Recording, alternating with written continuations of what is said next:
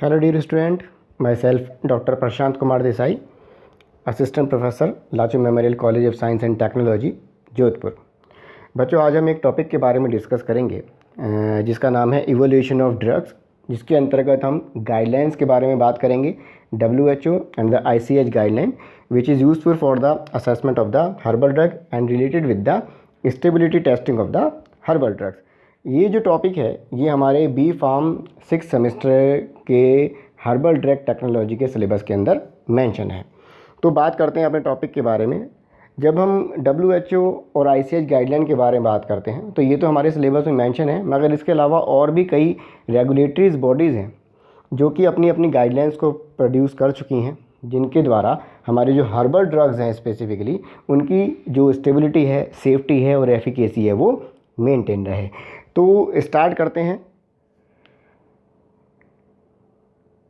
First heading से demand for herbal medicine. जैसे कि हम जानते ही हैं कि जो हर्बल मेडिसिन की जो डिमांड है अराउंड 19th सेंचुरी से 21st सेंचुरी के अंतर्गत बहुत ही ड्रास्टिकली इंक्रीज़ हुई है, बहुत ही ड्रामेटिकली इंक्रीज़ इनके अंदर पाया गया है कि इसका जो कंजप्शन है, इसका जो यूटिलाइजेशन है हर्बल ड्रग का बहुत ही ज़्यादा इंक्रीज़ हो गया है। The importance of traditional drug and the traditional medicine recognize globally. अगर हम इसके बारे में बात करते हैं तो इनको ग्लोबली एक्सेप्टेड किया गया और इनको एक्सेप्ट भी किया गया और आइडेंटिफाई भी किया गया, रिकॉग्नाइज भी किया गया है। मगर यहाँ पे सबसे इंपॉर्टेंट बात ये आती है कि जब भी हम ट्रेडिशनल ड्रग के बारे में बात करते हैं, हर्बल ड्रग के बारे में बात करते हैं, तो ये एक हमारे पास इम्पॉर्टेंट इशू होना चाहिए कि हमें जो हर्बल ड्रग जो हम यूज़ कर रहे हैं उनकी क्वालिटी, सेफ्टी एंड एफिकेसी जो से रिलेटेड जो इशू हैं उनको हमें ज़रूर कंसीडर करना चाहिए। अब बात करते हैं क्या क्या चैलेंजेस हैं हर्बल ड्रग के यूज़ करने के लिए या फिर उसकी सेफ्टी एफिकेसी को मेंटेन करने के लिए क्या क्या चैलेंजेस आते हैं। आप यहाँ पे देख रहे हैं ये एक हमारे पास बड़ी लिस्ट है जिसके अंतर्गत हम बात करते हैं। कई पॉइंट इसके अंतर्गत आएंगे। वो पॉइंट क्या क्या होंगे, सबसे पहले बात करते हैं हम number 1, lack of content uniformity. Lack of content uniformity का मतलब क्या हुआ? लैक ऑफ कंटेंट यूनिफॉर्मिटी का मतलब है जब भी हम कोई हर्बल ड्रग को यूज़ करते हैं, सपोज़ कि जो कोई प्लांट सोर्स से ऑब्टेन हो गई हमारी ये ड्रग है, तो जो प्लांट होगा, जो मेडिसिनल प्लांट होगा, उसके अंदर ऐसा पॉसिबल ही नहीं हो सकता केवल उसके अंदर सिंगल आइसोलेटेड कंपाउंड प्रेजेंट हो। जब हम प्लांट्स के बारे में बात करते हैं तो it contain the mixture of the phytoconstituents, the mixture of the chemical categories उसके अंदर प्रेजेंट रहती हैं। For that reason it is very difficult to identify the which type of the active constituent और the chemical category is responsible to produce specific medicinal activity. For that reason एक complexity जो होती है active constant के terms में वो बहुत ज़्यादा प्लांट्स के अंदर पाए जाते हैं। तो एक बिग चैलेंज है regarding the use of the herbal drugs. B जो पॉइंट आ रहा है, lack of official monograph for every traditional drug. जब हम मोनोग्राफ के बारे में बात करते हैं तो मोनोग्राफ का मतलब यह है कि फुल और कंप्लीट इंफॉर्मेशन जो होती है प्लांट्स के बारे में, मेडिसिन के बारे में, वो स्पेसिफिक हेडिंग्स के अंतर्गत मेंशन रहती है और स्पेसिफिक प्रोसीजर के द्वारा उसकी स्टैंडर्ड वैल्यू को निकाला जाता है। तो ये हर ड्रग के लिए होना ज़रूरी है, मगर इसको करना एक बहुत ही बड़ी डिफ़िकल्ट टास्क है, क्योंकि हर ड्रग का कितनी जीनस हैं, कितनी स्पीसीज़ हैं प्लांट्स की, मेडिसिन प्लांट्स की, उनके ईच एंड इंडिविजुअल प्लांट्स को का मोनोग्राफ तैयार करना it is very difficult task. तो यहाँ पे भी एक चैलेंज आता है जब हम हर्बल मेडिसिन से रिलेटेड बात करते हैं। नंबर सी जो आ रहा है, स्टेबिलिटी इश्यूज़ आ रहा है। स्टेबिलिटी इशू का मतलब है जैसे कि हम जो ड्रग हैं हम नेचर से ऑब्टेन कर रहे हैं। अब नेचर से ऑब्टेन होने के लिए हमारे पास कई सोर्सेज होते हैं जहाँ से हम उसको ऑब्टेन कर सकते हैं। वो प्लांट्स हो सकता है, एनिमल्स हो सकता है, मिनरल्स हो सकता है, इवन दो माइक्रोब्स हो सकते हैं, फंगाई हो सकती है, एल्गी हो सकती है। तो it is a very big sources are available from which we are able to get the medicinal drugs. तो ये जितने भी कंपोनेंट है, सपोज़ कीजिए प्लांट सोर्स के बारे में बात करते हैं, तो वो कई प्रकार के इन्वायरमेंटल कंडीशन के अंदर ग्रो करता है। डिफरेंट टाइप की स्पीसीज़ जो हैं डिफरेंट टाइप के क्लाइमेटिक कंडीशन के अंदर ग्रो करते हैं, उसके अकॉर्डिंगली उनके अंदर जो फाइटोकॉन्स्टेंट की जो कंसंट्रेशन है वो पाई जाती है। तो जो अगर डिफरेंट ज्योग्राफिकल सोर्स के प्लांट के अगर हम कंपेयर करते हैं तो उनके अंदर फिनोटाइप चेंजेस पाए जाएंगे और कीमोटाइप चेंजेस पाए जाएंगे। अगर कीमोटाइप चेंजेस पाए जाते हैं तो मेडिसिनल एक्टिविटी 101% डिफ़र करेगी। जिस स्पीसीज़ के अंदर ज़्यादा कंसंट्रेशन ऑफ फाइटोकॉन्स्टेंट पाए जाते हैं वो मेडिसिनल एक्टिविटी ज़्यादा प्रोड्यूस करेगी। अगर सेम स्पीसीज़ दूसरी ज्योग्राफिकल कंडीशन के अंदर डेवलप हो रही है तो उसके अंदर हो सकता है कि फाइटोकॉन्स्टेंट की कंसंट्रेशन कम पाई जाती है। अगर फाइटोकॉन्स्टेंट की कंसंट्रेशन अगर कम पाई जाएगी तो जो मेडिसिनल एक्टिविटी है ड्रग की वो उससे अफेक्ट होगी। नंबर डी जो आ रहा है that is the residual ratio is present. जब हम रेसिडुअल रेशो के बारे में बात करते हैं तो वो प्रेजेंस होगी हमारी हैवी मेटल्स की, पेस्टिसाइड्स की, रेडियो एक्टिव कंटामिनेंट्स के, एफ्लाटॉक्सिन की। जितने भी नाम आपके सामने लिखे गए हैं ये कंटामिनेंट की कैटेगरी के अंदर आते हैं। तो जो हमारे जो हर्बल ड्रग्स हैं जो हमें नेचर से ऑब्टेन हो रही हैं, कई ऐसे ड्रग्स होते हैं जिनके अंदर इनकी कंसंट्रेशन ज़्यादा पाई जा सकती है। तो अगर ये इनकी कंसंट्रेशन ज़्यादा है, सपोज़ कि हैवी मेटल की कंसंट्रेशन अगर ज़्यादा पाई जा रही है, तो अगर ह्यूमन के द्वारा कंजप्शन कर दिया गया without using any procedure part, purification procedure part को यूज़ किए गए के बिना ही अगर उसको यूज़ किया जा रहा है एज ए मेडिसिन, तो वो मेडिसिन इफ़ेक्ट के साथ साथ कई प्रकार के अदर हैजार्डस इफ़ेक्ट भी प्रोड्यूस कर सकती है। पॉइजन की फॉर्म में इफेक्ट हो सकते हैं, साइड इफ़ेक्ट की फॉर्म में प्रोड्यूस हो सकते हैं, एलर्जिक रिएक्शंस की फॉर्म में वो इफ़ेक्ट प्रोड्यूस कर सकते हैं। तो ये चैलेंजेस हैं कि जब हम अपने नेचुरल ड्रग के बारे में बात करते हैं तो उनके अंदर कई प्रकार के कंटामिनेंट होने के चांसेस ज़्यादा पाए जाएंगे, क्योंकि वो डायरेक्टली हमें नेचुरल सोर्स से हमें ड्रग ऑब्टेन हो रही है। मगर वहीं पे हम सिंथेटिक ड्रग के बारे में बात करते हैं तो सिंथेटिक ड्रग जो है वो लैब के अंदर प्रोड्यूस किया जा रहा है और उसमें कोई भी इन्वायरमेंटल कंडीशन के अंदर वो टच में नहीं आ रहा है, तो उसके अंदर इस प्रकार के जो इफ़ेक्ट हैं, इस प्रकार के जो कंटामिनेशन है उसके होने के चांसेस बहुत ही कम हो जाते हैं। ई पॉइंट जो आ रहा है वह है हमारा हर्ब ड्रग इंटरेक्शन। ये एक इम्पॉर्टेंट पॉइंट है। हर्ब ड्रग इंटरेक्शन का मतलब क्या हुआ कि हर्ब ड्रग का इंटरेक्शन का मतलब है अगर हम दो थेरेपीज़ को एक साथ यूज़ कर रहे हैं for the treatment of the disease.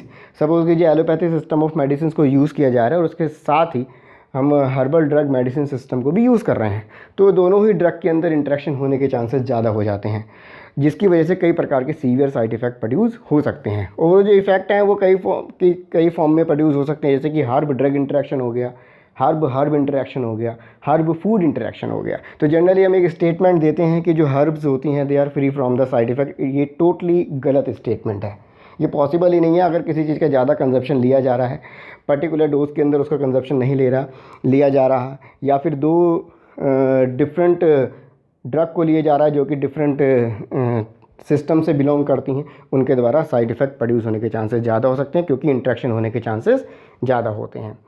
F जो पॉइंट आ रहा है एडवर्स इफेक्ट। एडवर्स इफेक्ट हमारे जो है वो साइड इफेक्ट से रिलेटेड है। जो excess consumption of a same type of the drug for the long time it is leads to the various kind of the adverse effect which can also be produce by the herbal drugs.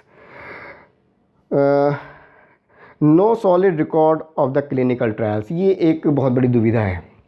जब हम clinical trials के बारे में बात करते हैं तो कोई भी अगर ड्रग की टेस्टिंग की जाती है जिसके इसकी मेडिसिनल इफेक्ट को इस्टेब्लिश करना है, तो उसके लिए उसको क्लिनिकल ट्रायल्स पे जाना ही पड़ेगा। प्री क्लिनिकल स्टडी होगी, उसके बाद हमारी क्लिनिकल स्टडी होगी। मगर जब हम हर्बल ड्रग्स के पॉइंट ऑफ व्यू से बारे में बात करते हैं, आज की स्थिति में भी जो हर्बल ड्रग का जो क्लिनिकल ट्रायल्स या फिर प्री क्लिनिकल ट्रायल्स के जो प्रोसीजर पार्ट है, या फिर जो उसको जो एक्सेप्ट किया जाता है इंडस्ट्री के द्वारा, इतने मापदंडों पे एक्सेप्ट नहीं किया जाता। For that reason there are the chances to increase the various type of the side effects and the interaction can be produced। तो अगर क्लिनिकल ट्रायल्स हो रहे हैं हर्बल मेडिसिन के ऊपर तो दे शुड बी डॉक्यूमेंटेड, और उनको भी पब्लिक के साथ उनको शेयर करना ज़रूरी होना चाहिए, जिससे कि हमें पता लगे किस प्रकार के साइड इफ़ेक्ट या फिर किस प्रकार की जो प्रॉब्लम है वो पाई गई हैं during the clinical trial study. Next जो आ रहा है वो है हमारा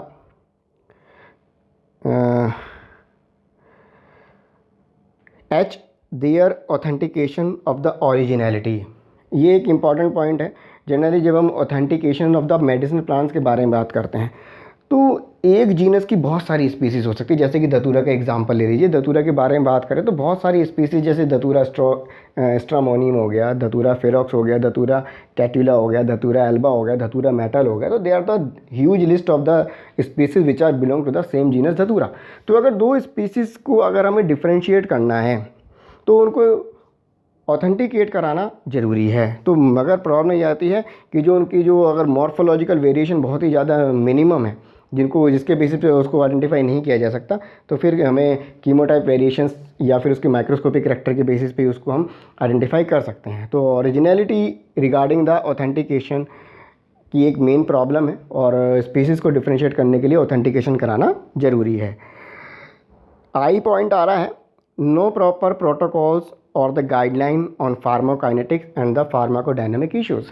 जब हम फार्माकोकाइनेटिक और फार्माकोडायनेमिक के बारे में बात करते हैं तो यहाँ पे देखा जा रहा है कि ड्रग का जो मूवमेंट है, अगर हर्बल ड्रग दी जा रही है उसका मूवमेंट की जो उसका जो मूवमेंट है काइनेटिक है बॉडी के अंदर, एब्जॉर्प्शन, डिस्ट्रीब्यूशन, मेटाबॉलिज्म और elimination from the excretion from the body, उसको स्टडी करना बहुत ज़्यादा ज़रूरी है। दूसरी बात, pharmacodynamic, the exact mechanism action of the herbal drug should be understood. तो इसमें पाया गया है कि कोई स्पेसिफिक कोई प्रोटोकॉल और द गाइडलाइन जनरेट नहीं की गई हैं जिसके द्वारा कि जो फार्माकोकाइनेटिक साइड इफ़ेक्ट्स या फिर जो फार्माकोडायनेमिक रिलेटेड साइड इफ़ेक्ट है उनका पता नहीं लग पाता। तो ये एक चैलेंज है related regarding the herbal drugs. Last जो आ रहा है, no standardization protocols. Standardization protocols का मतलब कि अगर कोई भी हर्बल ड्रग दी जा रही है तो उसका स्टैंडर्डाइजेशन होना ज़रूरी है। और जब स्टैंडर्डाइजेशन के बारे में बात करते हैं तो इवोल्यूशन ऑफ क्रूड ड्रग एक जो टॉपिक है वो इंपॉर्टेंट हो जाता है। जब हम WHO गाइडलाइन के अंतर्गत बात करते हैं, कई प्रकार के मेथड्स उसके अंदर मेंशन है जो कि ड्रग की स्टेबिलिटी को मेंटेन करने के लिए रिस्पॉन्सिबल है। तो WHO गाइडलाइन ने स्पेसिफिकली ये मेंशन कर रखे हैं, कुछ प्रोटोकॉल्स तो मेंशन है, स्टैंडर्ड प्रोसीजर उसने मेंशन किए गए, मगर और ज़्यादा एग्जॉस्टिवली इन पे काम करना ज़रूरी है। फॉर दैट यहाँ पे नाम लिखा गया है, no standardization protocols are still available but now the present scenario में बात करते हैं तो वो जो प्रोटोकॉल्स का जो डेवलपमेंट हो रहा है। तो बच्चों ये हमारी जो लिस्ट है ए से लेके जे तक, जिसमें चैलेंजेस ऑफ हर्बल मेडिसिन से रिलेटेड बात की गई है, मैंने एक एक को समझाने की कोशिश की है। और यहाँ पे अब जो हम बात करते हैं तो इन्हीं चैलेंजेस को दूर करने के लिए कई प्रकार की जो रेगुलेटरी एजेंसीज़ हैं वो इनको दूर करने के लिए कई प्रकार के प्रोटोकॉल्स की स्टैंडर्ड ऑपरेशन प्रोसीजर को फॉलो करने के लिए उन्होंने प्रोसीजर पार्ट का डेवलपमेंट किया है। जब उन एजेंसी के बारे में बात करते हैं तो वो हमारी रेगुलेटरी एजेंसी जैसे कि ICH गाइडलाइन हो गई। ICH का मतलब हो गया international council for harmonization. AYUSH department के बारे में हम जानते हैं, Ayurveda, Unani, Siddha and homeopathy system को रेगुलेट करने का काम में लेता है। WHO world health organization, US FDA trying to bring these herbal therapies oblique drug under the regulatory pipeline. इनके प्रोसेस को, हर्बल ड्रग के प्रोसेस को रेगुलाइजेशन करने के लिए, मेंटेन करने के लिए ये जो गाइडलाइन है इन्होंने कुछ अपने प्रोटोकॉल्स का डेवलपमेंट किया है। अब बात करते हैं नेक्स्ट हेडिंग की, the challenges and role of WHO। अगर हम चैलेंजेस के बारे में बात करें तो ये जो चैलेंजेस हैं ये कॉमन रहेंगे, चाहे वो हमारे WHO से रिलेटेड हो, चाहे वो हमारे ICH गाइडलाइन से रिलेटेड हो। तो यहाँ पे मैंने स्पेसिफिकली WHO का नाम इसलिए दिया है, आप यहाँ पे ICH भी मेंशन कर सकते हैं, WHO और ICH गाइडलाइन यहाँ पे मेंशन कर सकते हैं, मगर मेरा जो मेन पर्पस यहाँ पे WHO गाइडलाइन देने का ये है क्योंकि उसकी जो डॉक्यूमेंटेड प्रोफाइल है वो हमारे पास अवेलेबल है और कई प्रकार के जो प्रोसीजर पार्ट हैं उसके अंदर मेंशन किए गए हैं जो कि safety, efficacy, quality of drug को मेंटेन करने के लिए रिक्वायर्ड है। तो जहाँ पे कुछ यहाँ पे हम बात करेंगे challenges and role of WHO के बारे में, क्या क्या चैलेंजेस हैं और WHO या फिर ICH गाइडलाइन किस तरीके से उनको रेमेडियल स्टेप उन्होंने उठाए हैं in terms of the procedure part, follow कर रहे हैं प्रोसीजर पार्ट को। तो challenges and role of WHO में मेन काम तो इनका यही है। अगर मोटो के बारे में बात की जाए, objective of ICH and the WHO guideline के बारे में बात करें तो they are used to maintain the quality, safety and efficacy of herbal drugs and the herbal products. पहला पॉइंट बात करते हैं फॉरेन ऑर्गेनिक मैटर, जिसको मैं FOM के नाम से बोलूँगा। ये जो फॉरेन ऑर्गेनिक मैटर है जनरली होते क्या हैं? These are the common contaminants in the herbal drugs. जब हम हर्बल ड्रग्स के बारे में बात करते हैं तो कुछ कॉमन कंटामिनेंट्स जो कि इनके अंदर पाए जाते हैं। WHO ने इनको फॉर्म को डिफाइन करने के लिए एक डेफिनेशन दी है। उन्होंने बोला है any matter or the residue that is present apart from the label description of monograph can be consider as foreign organic matter. The FOM की जब हम टाइप बात करते हैं, ये फॉरेन ऑर्गेनिक मैटर कहाँ से आ सकते हैं, क्या क्या उसके सोर्सेज हो सकते हैं, तो एक बड़ी लिस्ट है सोर्स के बारे में, उनके बारे में डिस्कस करते हैं। सबसे पहले तो आ रहा है हमारा मोल्ड्स और द इंसेक्ट्स के द्वारा FOM जनरेट हो सकता है, including excreta and a visible contamination such as sand और siliceous matter, poisonous harmful foreign matters chemical residue and the animal matter such as the insect and the microbes. ये जितने भी नाम लिए गए हैं ये वो सोर्स हैं जो कि कंटामिनेशन को प्रोड्यूस कर सकते हैं। और कंटामिनेशंस की अगर बात की जाती है तो वेरियस टाइप की कंटामिनेशन हो सकती है, और उसमें मेन कंटामिनेशन जो है वो है हमारे टॉक्सिन्स। टॉक्सिन जो है these are the toxic component which can be produce by these sources and they can produce severe type of the side effect within the body. तो FOM should be regulated in market within the limit as per the WHO guideline. तो WHO guideline ने कई herbal medicine के अंदर FOM को investigate किया है, identify किया है और उनकी लिमिट को सेट किया गया है। कहने का मतलब है जैसे कि अगर पर्टिकुलरली कोई हर्बल ड्रग के बारे में बात करते हैं तो पूरी तरीके से फॉरेन ऑर्गेनिक मैटर को रिमूव करना ये पॉसिबल नहीं है, इट इज़ वेरी डिफ़िकल्ट। तो कुछ ना कुछ मात्रा तो फॉरेन ऑर्गेनिक मैटर की हर्बल ड्रग्स के अंदर रहेगी, मगर यहाँ पे हम केवल उस मात्रा के बारे में बात करेंगे जिसके होने से हमारे शरीर पे किसी प्रकार का कोई साइड इफ़ेक्ट प्रोड्यूस ना हो, वो कंटामिनेंट ना हो, वो टॉक्सिक इफ़ेक्ट प्रोड्यूस ना करें। तो उसके लिए कुछ limitation in terms of the value उसको मेंशन किया गया है। तो वो अगर उस वैल्यू के अंदर अगर हमारी हर्बल ड्रग आती है तो वो सेफ़ है, अगर उससे बियॉन्ड जाती है, उससे ज़्यादा जाती है तो वो टॉक्सिक इफेक्ट प्रोड्यूस कर सकती है। जब हम WHO गाइडलाइन के बारे में बात करते हैं तो उसके अंदर स्पेसिफिकली किस तरीके से फॉरेन ऑर्गेनिक मैटर को डिटरमाइन करना है उसके प्रोसीजर को मेंशन किया गया है। तो यहाँ पे जब हम WHO प्रोटोकॉल्स के बारे में बात करते हैं तो WHO का एक प्रोटोकॉल जो है determination of foreign organic matter उसमें मेंशन है गाइडलाइन के अंदर, ये आप ज़रूर मेंशन कर दीजिएगा। नंबर 2 पॉइंट के बारे में बात करते हैं, फाइटोकेमिकल कॉम्प्लेक्सिटी ऑफ फार्मास्यूटिकल्स। फाइटोफार्मास्यूटिकल्स का मतलब क्या हुआ? Those formulations which contain the phyto content, जो हमें प्लांट से ऑब्टेन इंग्रेडिएंट हैं, अगर हम उनको यूज़ करके कोई फॉर्मुलेशंस का डेवलपमेंट कर रहे हैं तो वो फाइटोफार्मास्यूटिकल्स कहलाता है। अब पहली जो हेडिंग है फाइटोकेमिकल कॉम्प्लेक्सिटी, इसका मतलब क्या हुआ? जब हम फाइटोकेमिकल कॉम्प्लेक्सिटी के बारे में बात करते हैं तो plant consist diversity in its phyto constituents. कोई भी plant single isolated compound contain नहीं करता, उसके अंदर कॉम्प्लेक्सिटी ऑफ फाइटो कॉन्स्टेंट पाए जाएंगे, पता नहीं कितने उसके अंदर फाइटो कॉन्स्टेंट प्रेजेंट रहेंगे और नंबर ऑफ फाइटोकेमिकल कैटेगरी उसके अंदर प्रेजेंट रहती है। तो it is very quite difficult to have a clear total phytochemical data that is responsible for targeted biological activity. तो पर्टिकुलरली स्पेसिफिकली एक फाइटो कॉन्स्टेंट को आइसोलेट करना, आइडेंटिफाई करना, एक केमिकल कैटेगरी को आइडेंटिफाई करना कि यही वो केमिकल कैटेगरी है जिसकी वजह से बायोलॉजिकल एक्टिविटी आ रही है, उसको निकालना या फिर उसको एनालिसिस करना इट इज़ वेरी डिफ़िकल्ट।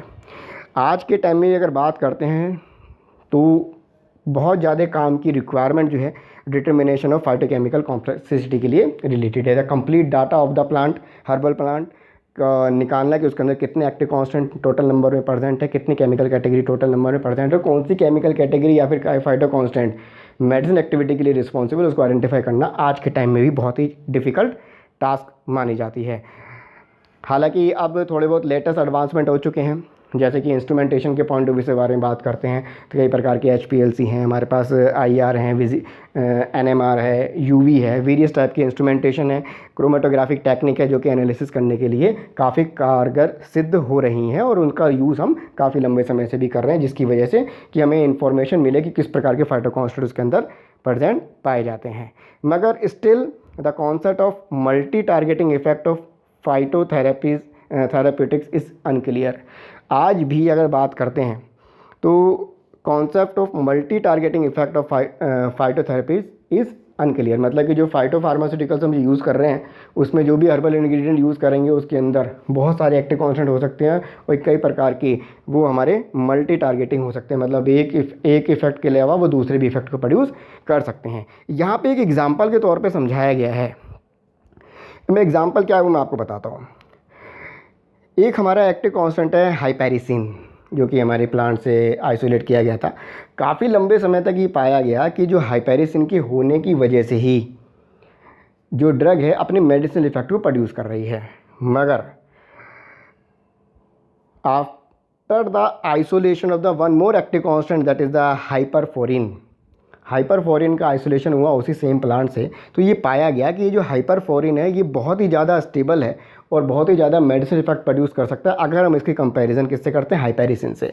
तो यहाँ पे एक बात आ रही है, till 19th to 20th century ये पाया गया कि जो हाइपेरिसिन को ही साइंटिस्ट ने ये माना कि यही एक्टिव कॉन्स्टिट्यूएंट है, रिस्पॉन्सिबल है मेडिसिनल एक्टिविटी को प्रोड्यूस करने के लिए।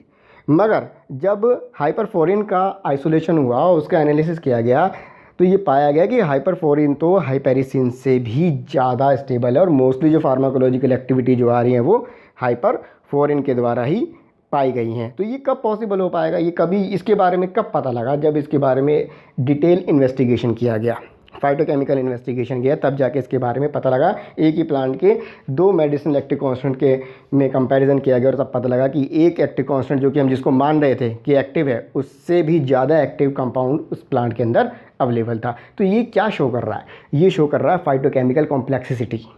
इसी को फाइटोकेमिकल कॉम्प्लेक्सिटी कहते हैं। The regulatory agency use to regulate and document the phytochemical complexity reactions. कोई भी अगर रिएक्शंस होती हैं, कोई भी अगर कंपाउंड आइसोलेट होता है, उसके बारे में अगर जानकारी मिलती है तो उसका डॉक्यूमेंटेशन करना बहुत ज़्यादा ज़रूरी है, जिससे कि फ़र्दर स्टडी उसके बारे में की जा सके। तो ये जितनी भी हमारी रेगुलेटरीज बॉडीज़ होती हैं, चाहे ICH गाइडलाइन हो, चाहे हमारी WHO गाइडलाइन हो, वो ये कहती हैं कि जो भी कंपाउंड आइसोलेट हो रहा है या फिर कोई भी अगर न्यू इवेंट्स के बारे में पता लग रहा है related with the medicinal activity, वो डॉक्यूमेंटेड होना ज़रूरी है। नेक्स्ट पॉइंट जो आ रहा है, the complex pharmacokinetic interaction and the adverse effect.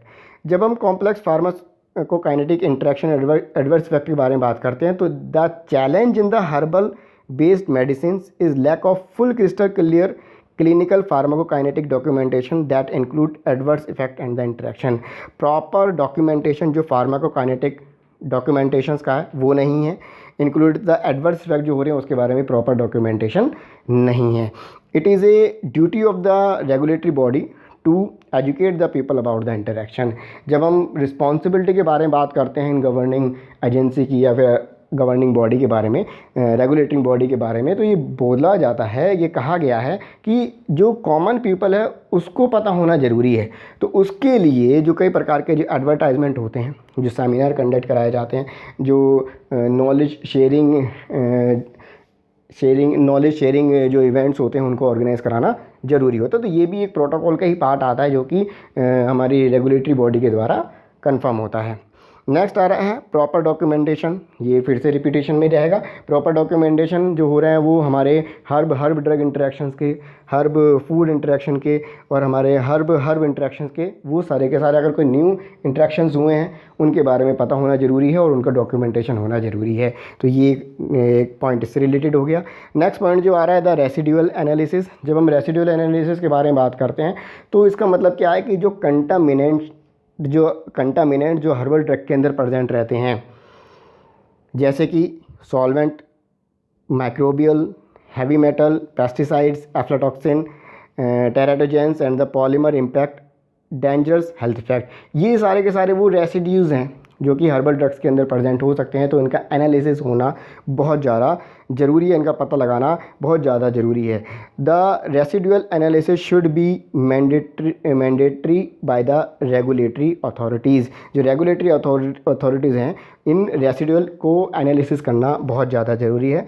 The procedure to determine the pesticidal residue and the microbial contamination mention in WHO guideline. जब हम WHO गाइडलाइन के बारे में बात करते हैं तो उसमें जो प्रोसीजर पार्ट को मेंशन किया गया है, जिसमें कि हम पेस्टिसाइड रेसिड्यू और माइक्रोबियल कंटामिनेशन को डिटरमाइन कर सकते हैं। तो यहाँ पे एक प्रोसीजर पार्ट मेंशन है। नेक्स्ट जो पॉइंट आ रहा है वो टॉक्सिसिटी इश्यूज़ हैं। टॉक्सिसिटी इश्यूज़ का मतलब अपने आप ही इंडिकेट कर रहा है कि many herbs are having potential toxic constituents. जब हम हर्बल ड्रग्स के बारे में बात करते हैं तो ज़रूरी नहीं कि हर्बल ड्रग्स हैं तो वो मेडिसिनल इफेक्ट तो 101% प्रोड्यूस करेगा, मगर उसके अंदर कुछ ऐसे कंपोनेंट भी हो सकते हैं जो कि कई प्रकार के सीवियर साइड इफेक्ट भी प्रोड्यूस कर सकता है। और इसका समझने का बेस्ट एग्जाम्पल आते हैं हमारे herb drug interaction, herb food interaction और हर्ब इंटरेक्शन। ये सबसे बेस्ट एग्जाम्पल हमारे इसके अंदर आते हैं जो कि टॉक्सिसिटी इशू को समझने के लिए सबसे ज़्यादा इम्पॉर्टेंट है। तो जैसे कि यहाँ पे बताया गया है, many herbs are having potential toxic constituents which causes severe damage to the vital organs and may be carcinogenic, वो कैंसर ही प्रोड्यूस कर सकते हैं और वो जो हार्मफुल जो एक्टिव कॉन्स्टेंट है वो ऑर्गन डैमेज भी कर सकते हैं। अब एग्जांपल के तौर पे इसको समझा जाता है, समझते हैं। जैसे कि पाया गया है कि most of the herbal aphrodisiac and the anti hyperlipidemic जो ड्रग हैं, जो कोलेस्ट्रॉल कम करने वाली जो ड्रग हैं, ये पर्टिकुलर इन कंडीशन में प्रिस्क्राइब करती हैं, मगर they are also responsible for the hepatotoxicity. अगर इनकी डोज एडजस्टमेंट सही नहीं है, इनके क्लिनिकल ट्रायल सही से नहीं किए गए हैं, या फिर सेफ्टी मेजर को मेंशन नहीं किया गया, या फिर उनको फॉलो नहीं किया गया है, तो ये जो ड्रग्स हैं जो कि हाइपरलिपिडेमिक और हमारी एफ्रोडाइसिक कंडीशन के अंदर दी जा रही हैं, they are also leads to the hepatotoxicity, liver damage ये प्रोड्यूस कर सकती हैं। इसमें एग्जांपल में ephedra and the kava drug आ रही है। नेक्स्ट जो toxic effect of aconite, datura seeds, aloe vera juice and the areca seeds already been reported in many literature. इनके जितने भी ये जो ड्रग के जो नाम लिखे गए हैं, इनके जो हर्ब ड्रग इंटरेक्शन है या फिर हर्ब इंटरेक्शन है, वो कई लिटरेचर में, साइंटिफिक लिटरेचर में ऑलरेडी मेंशन है। जिनसेंग के बारे में बात करते हैं। आजकल हम जिनसेंग का नाम काफ़ी सुन रहे हैं, because it is a very powerful immunomodulator की फॉर्म में इसको यूज़ किया जाता है। तो ginseng is liable to produce abuses manifestation syndromes. कई प्रकार के सिंड्रोम जो उसके द्वारा प्रोड्यूस हो सकते हैं, साइड इफेक्ट प्रोड्यूस हो सकते हैं, जैसे कि डायरिया हो गया, हाइपरटेंशन हो गया, इंसोम्निया हो गया, नर्वसनेस हो गई, एंड स्किन इरप्शन। तो सीवेट ये जो डिफरेंट टाइप के जो साइड इफ़ेक्ट हैं वो हमारे जिनसेंग के द्वारा भी प्रोड्यूस हो सकते हैं। एक बात और यहाँ पे मैंने नोट करके लिखी गई है, कमर्शियल बेनिफिट के लिए कई बार हर्बल फॉर्मुलेशंस के अंदर हम कुछ सिंथेटिक अडल्ट्रेंट्स को भी यूज़ करते हैं। जैसे कि हमारे अडल्ट्रेंट्स की फॉर्म में सिल्डेनाफिल हो गया, अल्प्राजोलम हो गया, वारफरिन हो गया एंड मैनी स्टेरॉइड्स। ये जो 4 नाम लिखे गए हैं ये हमारे सिंथेटिक ओरिजिन के हैं मेनली। तो अगर इनको हम हर्बल फॉर्मुलेशन के अंदर ऐड कर देते तो इनका इफेक्ट भी प्रोड्यूस होगा, मगर ये ड्रग के साथ इंटरेक्ट हो सकते हैं, बॉडी के साथ इंटरेक्ट हो सकते हैं और कई प्रकार के सीवियर साइड इफ़ेक्ट भी प्रोड्यूस कर सकते हैं, इवन डेथ भी पेशेंट्स की हो सकती है। तो यही एक मेन मोटो यही है इन गाइडलाइंस का, इन प्रोटोकॉल्स का, इन हमारी अथॉरिटीज़ का, गवर्निंग जो अथॉरिटीज़ हैं, रेगुलेटिंग बॉडीज़ हैं, उनको मेन काम यही करना है कि जो हर्बल फॉर्मुलेशन जो डेवलप की गई है उनके अंदर किसी प्रकार का अडल्ट्रेंट्स की अवेलेबिलिटी नहीं होनी चाहिए। तो उसके लिए प्रोटोकॉल फिक्स किए जाने चाहिए। The adverse effect in the herbal drugs need to be monitored, otherwise they will end up with the serious ill effect may lead to the death of the individual। तो इसके जो effect जो produce होंगे herbal drug अगर ये synthetic compounds को अगर contain कर रही है तो they can able to produce a severe health hazardous effect produce कर सकता है, इवन तो डेथ भी उसके द्वारा प्रोड्यूस हो सकती है। तो ये हमारी गाइडलाइंस जो बनाई हैं, प्रोटोकॉल जो मेंशन करे गए हैं, उनका मेन काम ये भी होना चाहिए कि अगर फॉर्मुलेशन के अंदर इस प्रकार की कोई सिंथेटिक अडल्ट्रेशन या फिर इम्प्योरिटीज़ नहीं होनी चाहिए। क्लिनिकल इश्यूज़, ये एक मेन लैक्यूना कहेंगे हम अपनी हर्बल ड्रग से related. The main lacuna in regulation of herbal medicines globally is lack of documentation on clinical issues on the herbal medicines. जब हम हर्बल मेडिसिन्स के बारे में कोई मेडिसिन एक्टिविटी का इन्वेस्टिगेशन किया जाता है तो इन्वेस्टिगेशन करने के लिए पूरा का पूरा प्रोसीजर पार्ट को फॉलो करना ज़रूरी है। और प्रोसीजर पार्ट के लिए अंतर्गत एक्सट्रैक्शन आएगा, एक्सट्रैक्शन के बाद उसका आइसोलेशन हो सकता है, आइसोलेशन के बाद हम उसके प्री क्लिनिकल स्टडी करनी चाहिए, फिर क्लिनिकल स्टडी करनी चाहिए, फिर पोस्ट मार्केटिंग स्टडी करनी चाहिए।